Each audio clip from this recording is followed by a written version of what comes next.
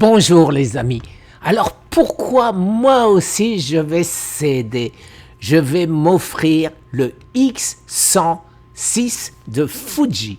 Alors défilons leur publicité de manière à ce que je puisse vous dire pourquoi je vais l'acheter.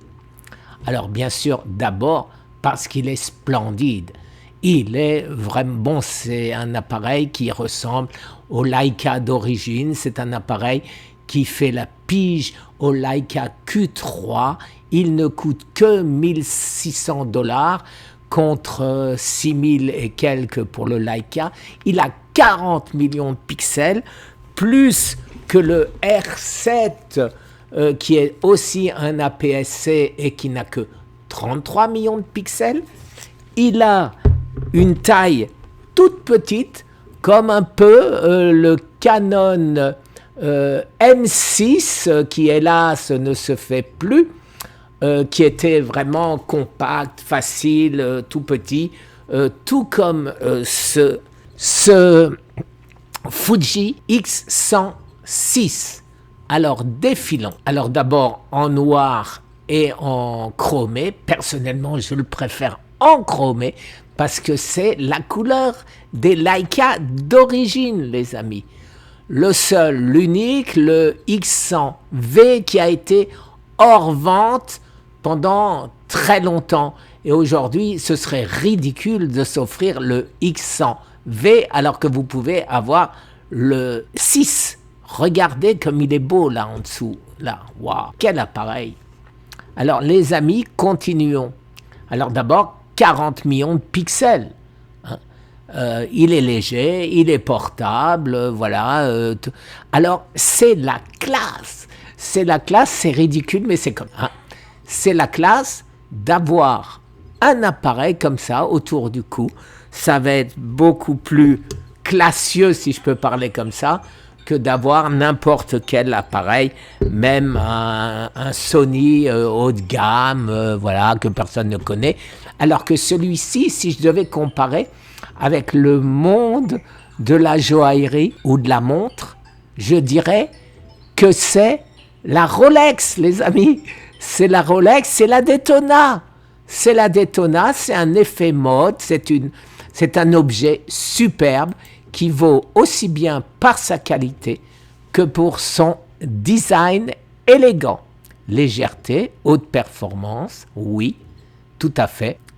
Design de produits sophistiqué, la beauté fonctionnelle ultime, voilà, LCD 1,62 millions de dots, c'est-à-dire supérieur aux derniers Sony qui sont sortis, qui n'ont que 1 million ou 1 million et plus, voilà.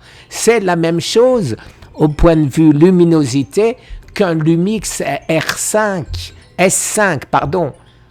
Donc c'est pas mal du tout les amis. L'hybride, bon, qualité d'image de pointe, ça on le sait, 40 millions de pixels, un 23 mm, donc bon, un 23 ça fait à peu près un 35, hein, un 35 mm, c'est-à-dire c'est la focale normale à utiliser tous les jours. Alors, haute résolution, on l'a dit, 2 fois la vitesse du traitement du processeur 4.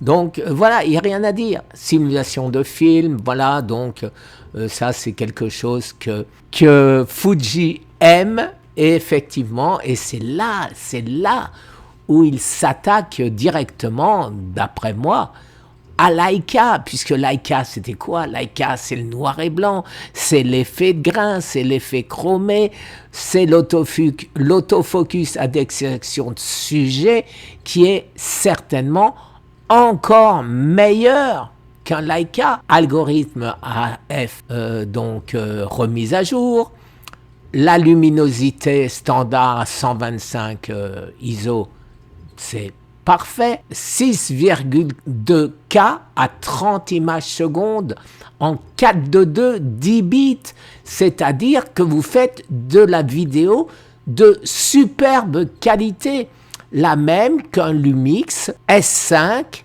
Mark II X. C'est quand même incroyable. Sur un appareil, bon, au point de vue prix, j'irais dire, il est à peu près comparable au Lumix. Mais au point de vue encombrement, au point de vue kiff, au point de vue bel objet, eh ben, il gagne.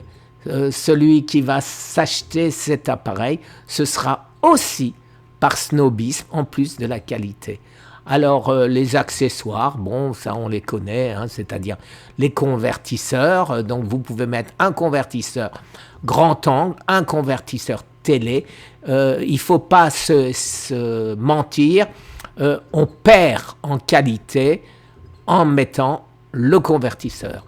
Par contre, ce qui est très bien, c'est le filtre ND intégré qui vous permet de faire de la vidéo même en plein soleil, parce que c'est beaucoup plus pratique que d'aller visser un filtre ND. Voilà, là, vous appuyez sur un bouton et je ne sais pas encore, je n'ai pas étudié si ce filtre ND est automatique ou pas. Il y a une carte, mais c'est une carte UHS-1. Bon, pourquoi? Je ne sais pas. Et voilà, les amis, on arrive au bout. Alors oui, les amis, comme j'habite aux États-Unis, je vais aller immédiatement sur le site de B&H, ici, et je vais me le pré-order. Pré-order, voilà. Alors, ils nous disent, attention, il va augmenter. Alors, je clique pré-order. Voilà.